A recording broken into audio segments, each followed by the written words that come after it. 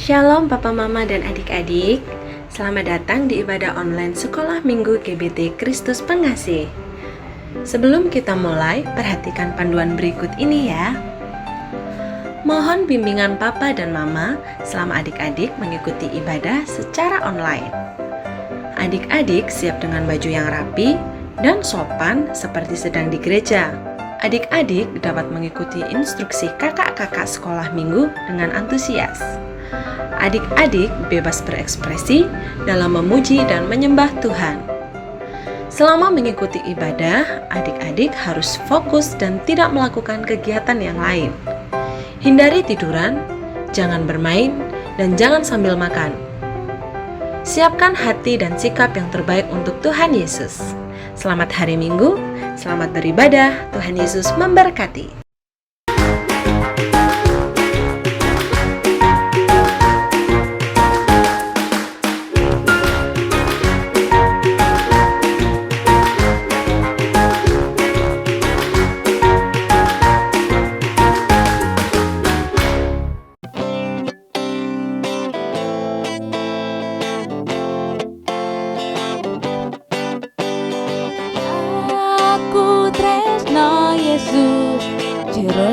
Jero banget aku tresno Yesus, jero banget tresnoku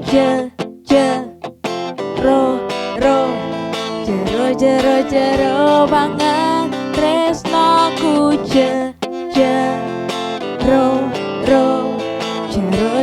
jero banget.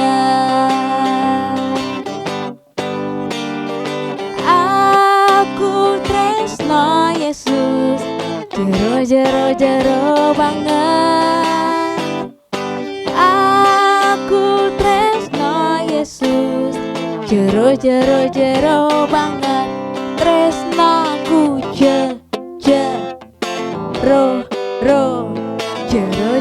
jero banget. Tresnoku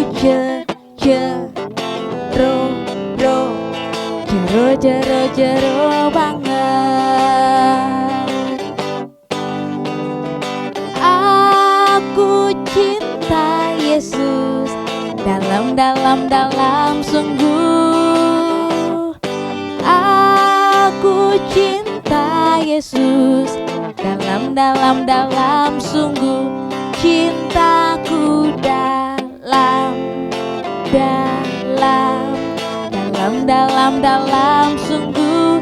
Cintaku dalam sungguh. Aku cinta Yesus dalam sungguh. Aku cinta Yesus dalam sungguh. Cintaku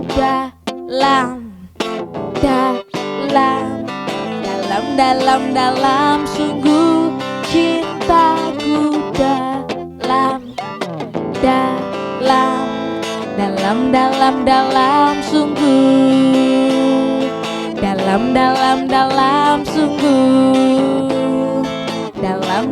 Dalam sungguh.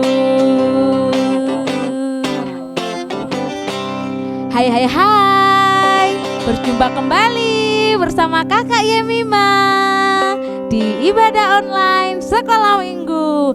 Siapa nih yang cinta sama Tuhan Yesus? Boleh angkat tangannya dong. Ya semuanya ya. Semua anak sekolah Minggu GBT Kristus Pengasih itu semuanya cinta sama Tuhan Yesus, tresno sama Tuhan Yesus, sayang sama Tuhan Yesus. Ya adik-adik, kita tadi belum berdoa ya, kita tadi langsung nyanyi. Yuk kita berdoa dulu yuk sebelum kita akan menyanyikan lagu selanjutnya. Yuk kita lipat tangan kita tutup mata kita, mari kita berdoa. Terima kasih Tuhan Yesus untuk pagi hari ini kami bisa beribadah online kembali. Tuhan Yesus, pada pagi hari ini biarlah Tuhan menyertai ibadah ini dari awal sampai akhir. Tuhan hadir di rumah kami masing-masing. Terima kasih Tuhan. Di dalam nama Tuhan Yesus kami sudah berdoa. Haleluya. Amin. Yuk adik-adik, kita akan pujikan Aku Jatuh Cinta. Yang lebih semangat lagi ya.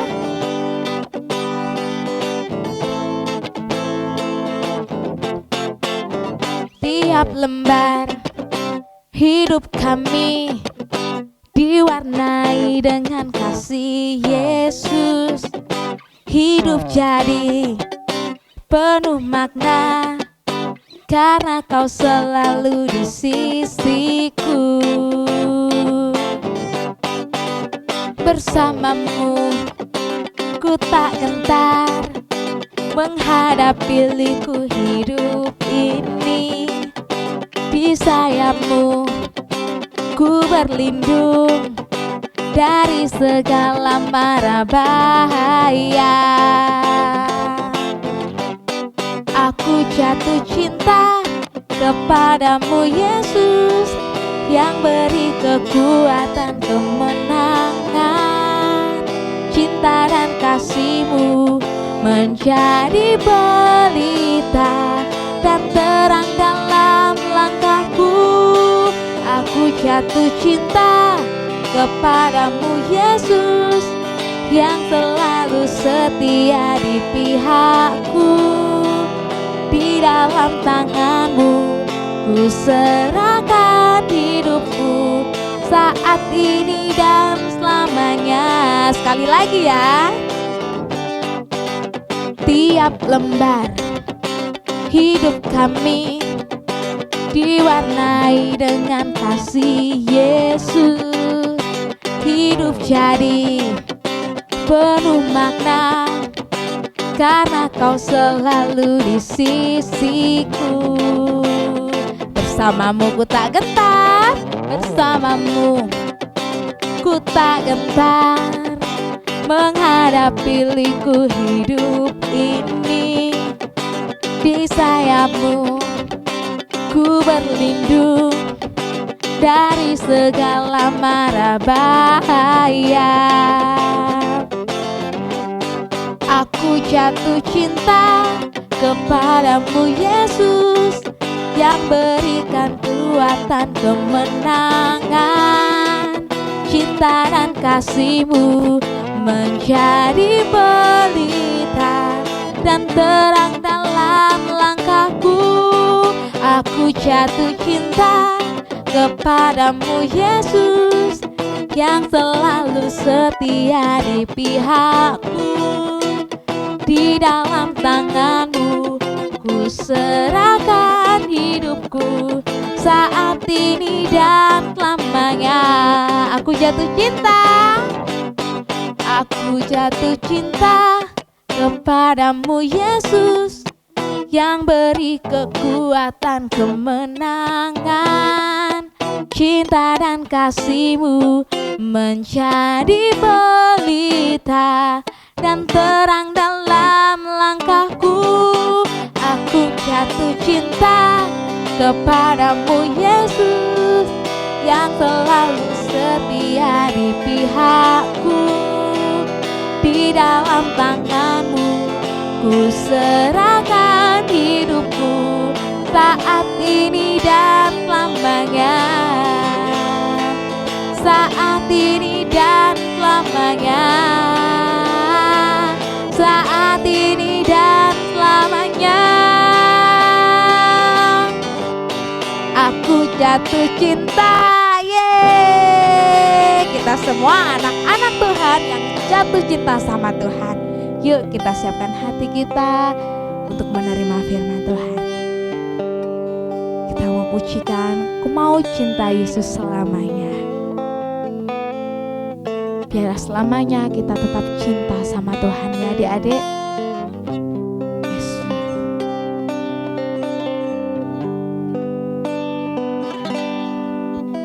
Ku mau cinta Yesus selamanya.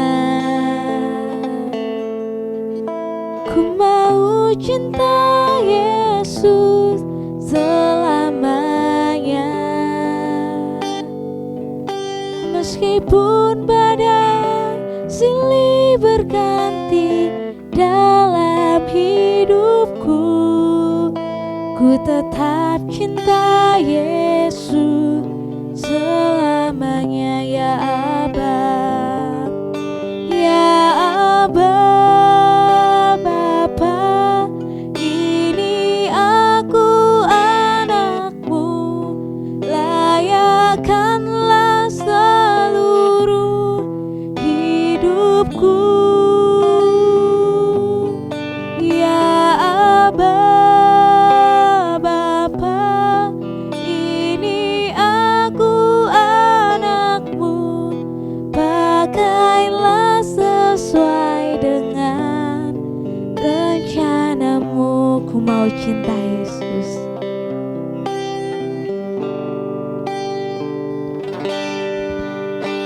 Ku mau cinta Yesus selamanya. Ku mau cinta Yesus selamanya. Meskipun badai silih berganti dalam hidupku, ku tetap cinta Yesus selamanya. Ya Aba, Bapa, ya Aba, Bapa, ini aku anakmu, layakkanlah seluruh hidupku. Ya Aba, Bapa, ini aku anakmu, pakailah sesuai dengan rencanamu. Ya Aba, ya Aba, Bapa, ini aku anakmu, layakkanlah seluruh hidupku. Ya Aba, Bapa, ini aku anakmu, pakailah sesuai dengan rencanamu. Pakailah sesuai dengan rencanamu. Pakailah sesuai dengan rencanamu.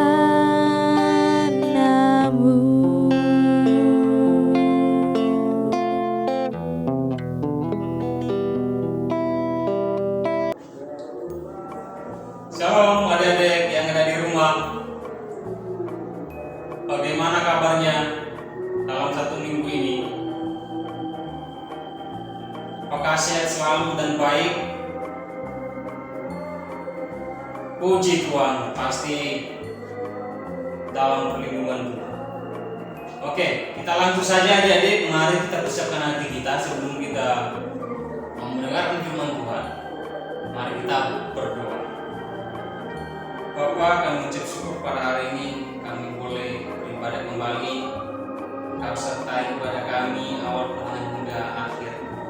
Terima kasih Tuhan, tiba saatnya kami mendengarkan firman-Mu. Biarlah hikmah daripada Tuhan mengurapi kami semua. Baik hamba-Mu yang menyampaikan, begitu juga kepada pendengarnya. Biarlah firman Tuhan menjadi kekuatan, penghiburan, damai, bahkan yang membekali iman kami, hidup kami. Terima kasih Tuhan. Kami mau mendengarkan firman-Mu hanya di dalam nama Tuhan Yesus. Haleluya. Amin. Baik, adik-adik yang ada di rumah, terima kasih. Dan puji Tuhan pada hari ini boleh kita bertemu kembali. Itu semua adalah kemurahan Tuhan. Oleh sebab itu, apakah adik-adik sudah bawa Alkitab? Ya, bagi yang sudah membawa, mari kita buka sama-sama Alkitab kita, yaitu terambil dari kitab 1 Samuel pasalnya ke-17. Ya, saya ulang kembali. Kitab Samuel ya, pasalnya yang ke-17 ayat 1 sampai seterusnya. Ya. Di sini Adik-adik mau bagikan cerita Alkitab pada kita pada hari ini, yaitu judul cerita kita adalah Perkelahian Daud dengan Goliat. Perkelahian, pertempuran. Adik-adik ya. Pada zaman dulu adik-adik sering bertempur berperang Israel dengan Filistin. Filistin ini adalah orang yang selalu menghina, mencaci orang Israel. Karena di sana adalah ada yang mereka andalkan, ada tentara yang begitu besar, raksasa. Ya, sering dikatakan adalah pendekar tentara Israel, Filistin. Ya, karena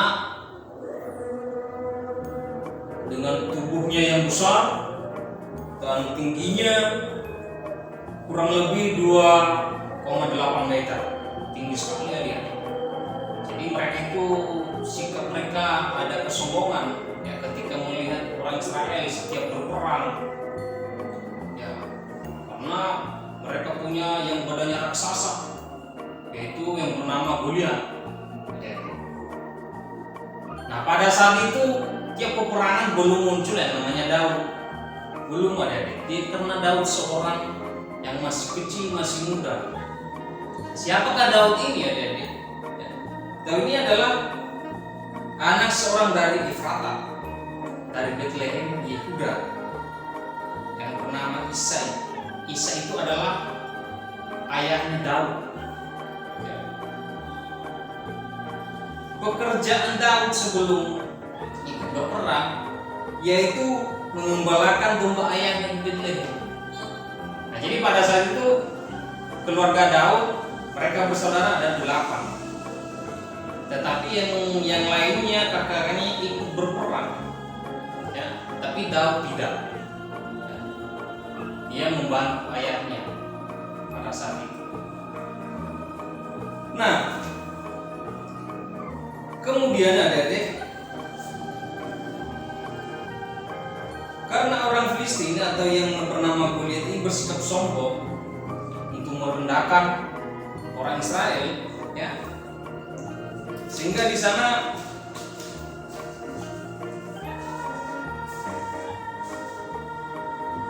berkata bahwa yang berdiri dan berseru kepada barisan Israel, katanya kepada mereka, mengapa kamu keluar untuk mengatur barisan perangmu? Bukankah aku orang Filistin dan kamu adalah hamba Saul? Ya. Pilihlah bagimu seorang dan biarlah ia turun mendapatkan daging. Ya. Jika ia dapat berperang melawan aku dan mengalahkan aku, maka kami akan menjadi hambamu.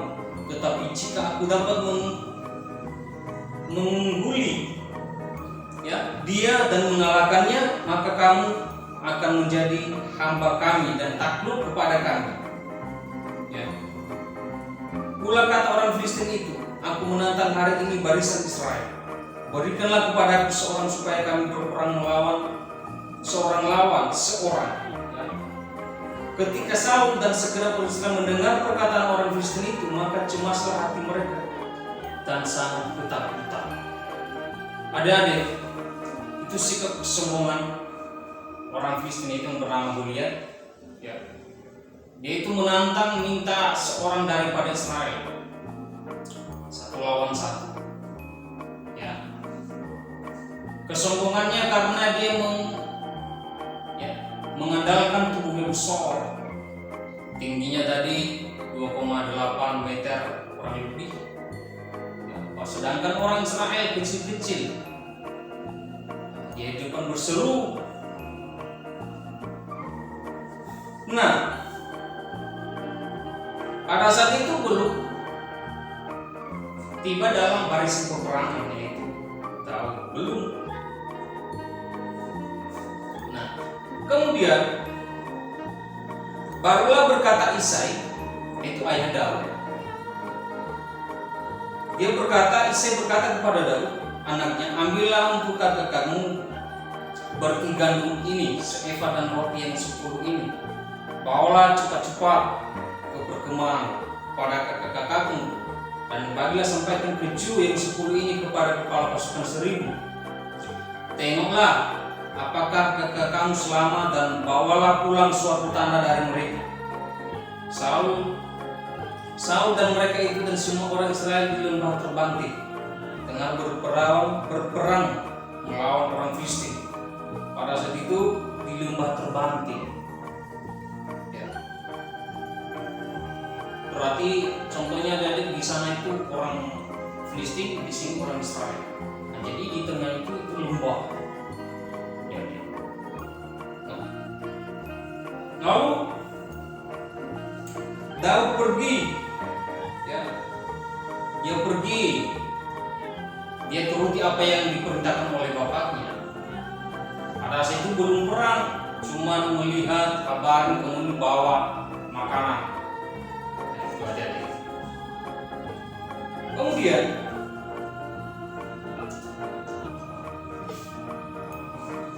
karena Daud mulai ada antusias, semangat, emosi karena dihina oleh orang Filistin. Lalu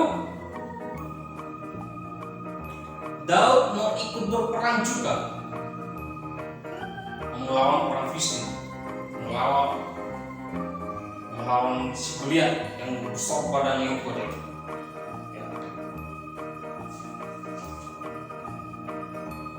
Dan kemudian kakak-kakaknya tidak mengizinkan. Tidak mengizinkan karena sudah melihat bahwa Daud ini tidak masuk akal dia berperang. Dia itu cuma mengembala domba-domba ayahnya di Bethlehem. Tidak masuk akal ya untuk melawan Goliat yang begitu besar. Ya, mereka saja sudah biasa berperang, orang Israel tidak ada satupun yang maju melawan, ya, menjawab tantangan daripada Goliat, apalagi Daud.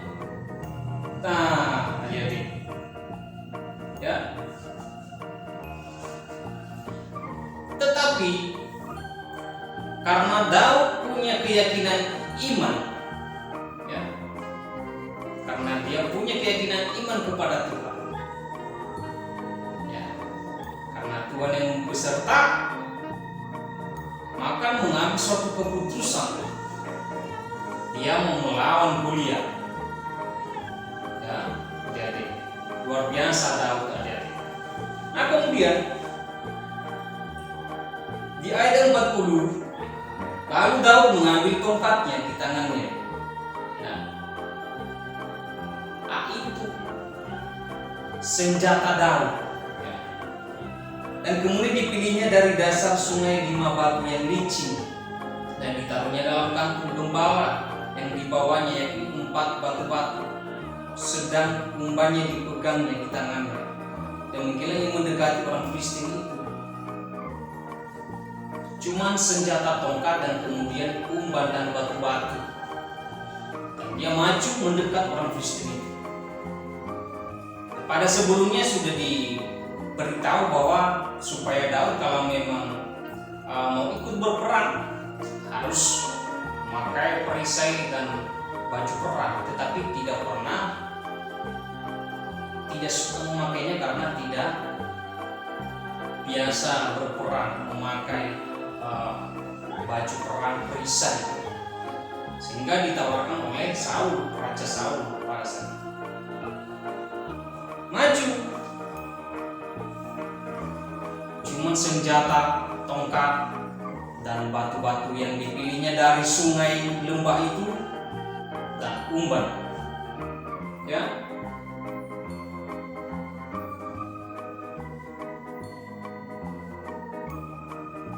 Nah kemudian karena Daud maju, adik-adik, sehingga orang Filistin ini dekat kepada Daud, ya, dekat dan melihat. Namanya Daud begitu kecil, ya. Menurut Goliat tidak masuk akal bahwa Daud itu bisa berperang, ya, bisa berkelahi dengannya, masih kecil. Sehingga orang Filistin atau Goliat itu berkata kepada Daud, anjingkah aku, ya, maka engkau mendatangi aku dengan tongkat. Ya, demi para allahnya orang Filistin itu mengikuti Daud, artinya mengikuti, mengutuk, disepelekan Daud ini, bawa tongkat kecil, apakah bisa mampan dengan saya, kan seperti itu, ya. Sombong sekali, ya. Sombong sekali. Adik-adik, kemudian karena Daud punya keberanian iman, yakin dan percaya kepada Tuhan, dia berkata bahwa, coba kita lihat dari ayat 45, tetapi Daud berkata kepada orang Filistin itu, engkau mendatangi aku dengan pedang dan tombak dan lembing, tapi aku mendatangi engkau dengan nama Tuhan semesta alam, ya, Tuhan segala barisan Israel yang kau tantang itu. Itu jawaban Daud kepada orang Filistin yang bernama Goliat. Nah, selanjutnya dikatakan, hari ini juga Tuhan akan menyerahkan engkau ke dalam tanganku, dan aku akan mengalahkan engkau, memenggal kepalamu dari tubuhmu. Hari ini juga aku akan memberikan mayatmu dan mayat tentara orang Filistin kepada burung-burung di udara dan kepada binatang-binatang liar, supaya seluruh bumi tahu bahwa Israel mempunyai Tuhan, dan supaya segenap jemaah ini tahu bahwa Tuhan menyelamatkan bukan dengan pedang dan bukan dengan lembing, sebab di tangan Tuhanlah pertempuran, dan Ia pun menyerahkan kamu ke dalam tangan kami. Itu kata Daud pada orang Filistin. Karena pada sebelumnya Goliat sudah berkata menghina Daud, ya, menghina, rendah. Nah kemudian ketika orang Filistin itu bergerak maju untuk menemui Daud, maka segeralah Daud berlari ke barisan musuh untuk menemui orang Filistin itu, ya. Lalu Daud memasukkan tangannya dalam kantungnya. Diambilnya sebuah batu dari dalamnya, diumbannya, maka kenalah dahi orang Filistin itu, sehingga batu itu terbenam ke dalam dahinya, dan terjerumuslah ia dengan mukanya ke tanah. Demikianlah Daud mengalahkan orang Filistin itu dengan umban dan batu. Ia mengalahkan orang Filistin itu dengan membunuhnya tanpa pedang di tangan. Cuma,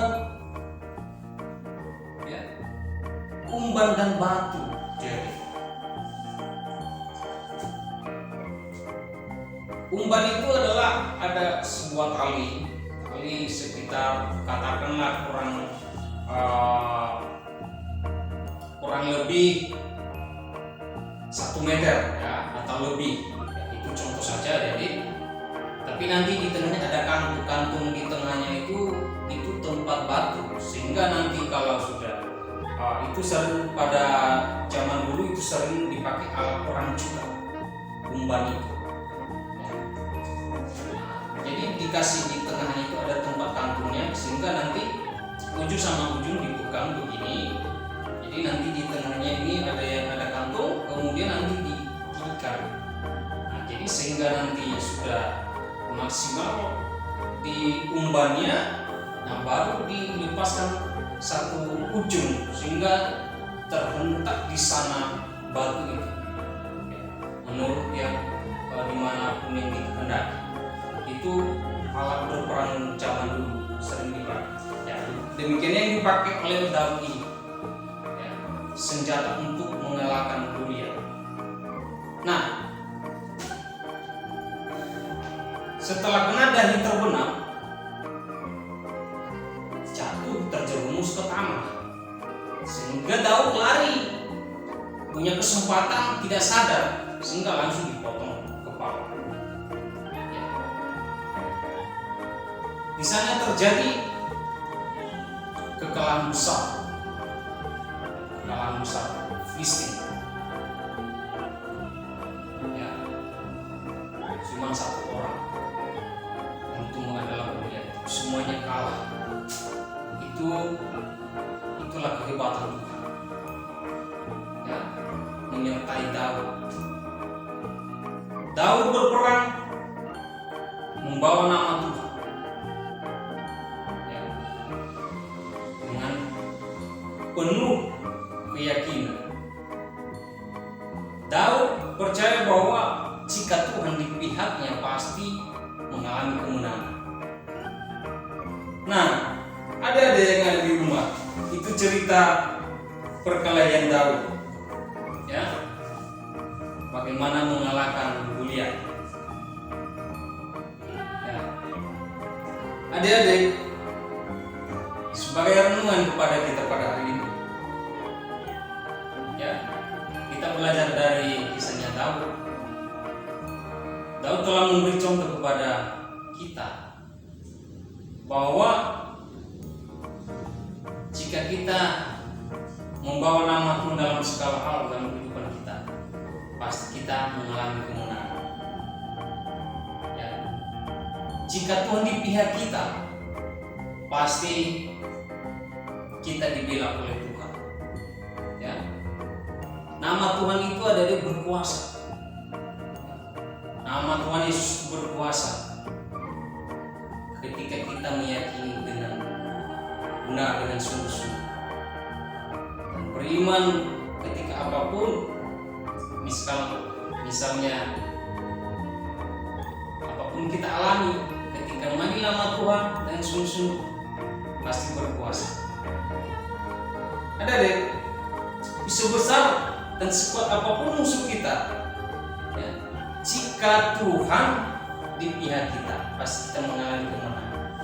Itulah yang dialami oleh Bapak kita Daud. Besar sekali, kulit besar, tidak bisa terlawankan. Tetapi Tuhan,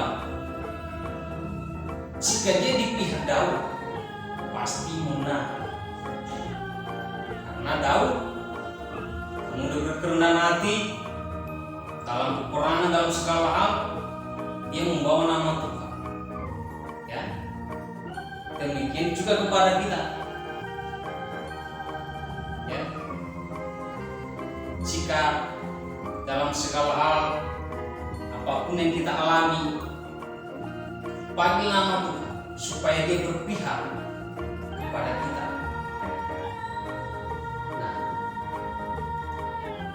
Nah, kakak mau nanya kepada adik-adik, ya, seringkah ada dengar ada pujian, jika Tuhan di pihak kita? Pernah dengar nggak? Ya. Siapa yang dapat melawan kita kalau Tuhan di pihak kita? Oleh sebab itu, bagi yang tahu, mari kita sama-sama angkat pujian ini demi kemuliaan nama Tuhan. Ya, adik-adik, di bagi yang nggak tahu, boleh duduk, boleh berdiri, tepuk tangan untuk memuji nama Tuhan. Mari kita pujikan satu lagu, jika Tuhan di pihak kita, dengan hati yang gembira dan semangat, adik-adik, ya, bertepuk tangan untuk memuji nama Tuhan.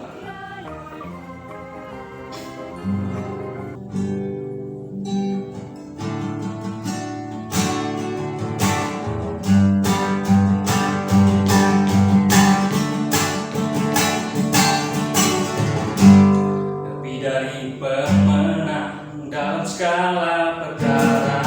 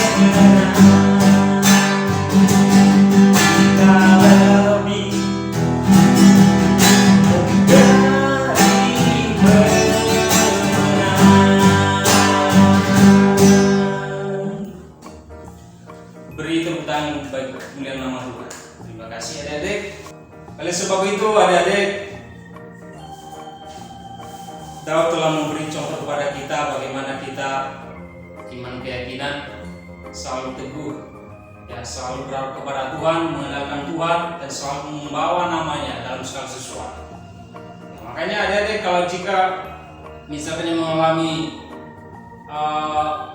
kemalasan, sebutkan aja nama Tuhan Yesus biar diberi kekuatan. Ya, rajin mendengarkan firman Tuhan, rajin ibadah. Ya, kalau misalnya mengalami segala sesuatu yang membuat malas, cepat-cepat panggil nama Tuhan Yesus. Nah, karena Dia nanti berpihak kepada kita dan Dia memberikan hikmat, kepintaran, kesehatan, penyertaan yang sempurna dalam kehidupan kita. Oleh sebab itu, ayat hafalan kepada kita pada hari ini adalah terambil dari, mari kita buka Alkitab kita dari Roma pasalnya yang ke-8 ayat yang ke-31. Ya. Demikian firman Tuhan. Sebab itu apakah yang akan kita katakan tentang semuanya itu? Jika Tuhan di pihak kita, siapa yang akan melawan kita? Itu ada. Saya ulang kembali. Saya ulang sekali lagi. Ayat hafalan terambil dari kitab Roma pasal yang ke-8 ayat yang ke-31. Ya. Sebab itu apakah yang akan kita katakan tentang semuanya itu? Jika Tuhan di pihak kita, ya, siapa yang akan melawan kita? Nah, jadi siapapun hebatnya di dunia ini ada, jika Tuhan di pihak kita, tidak bahkan mereka menang, karena Tuhan penggela kita, perisai kita, pelindung kita. Tuhan yang melawan mereka, bercampur tangan. Oleh sebab itu adik-adik, semakin teguh, semakin belajar dengan baik dengan firman Tuhan, ya, supaya Tuhan memberkati adik-adik semua. Demikianlah firman Tuhan kepada kita pada hari ini. Dengan Tuhan Yesus memberkati kita adik-adik yang ada di rumah, mari kita tutup dalam doa. Bapa, terima kasih Tuhan, berkat firman-Mu yang Kau taburkan kepada kami Tuhan. Berkati semua kami supaya kami lebih mengandalkan Tuhan, mengandalkan nama Tuhan dalam kehidupan kami. Karena Engkau satu-satunya pembela yang melindungi kami dalam segala hal. Terima kasih buat firman bekali semua kehidupan kami kepada anak-anak yang ada di rumah. Berkati juga anak-anak yang ada di rumah yang mendengar firman, berkati limpahkan damai sejahtera kepada keluarga mereka. Berkati pekerjaan orang tua mereka Tuhan, dimanapun mereka bekerja, ya Tuhan, melimpahkan gandakan Tuhan. Supaya nama Tuhan memuliakan. Terima kasih Bapa, terima kasih buat firman-Mu yang hidup ini, yang kami lanaskan di dalam nama Tuhan Yesus. Kami sudah berdoa dan mengucap syukur. Haleluya, amin. Tuhan Yesus memberkati adik-adik.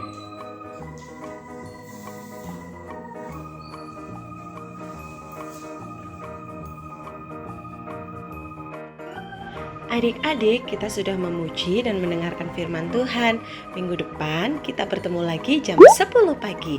Jam berapa? Jam 10 pagi. Jangan lupa kasih tahu mama dan papa ya. Sampai jumpa. Tuhan Yesus memberkati.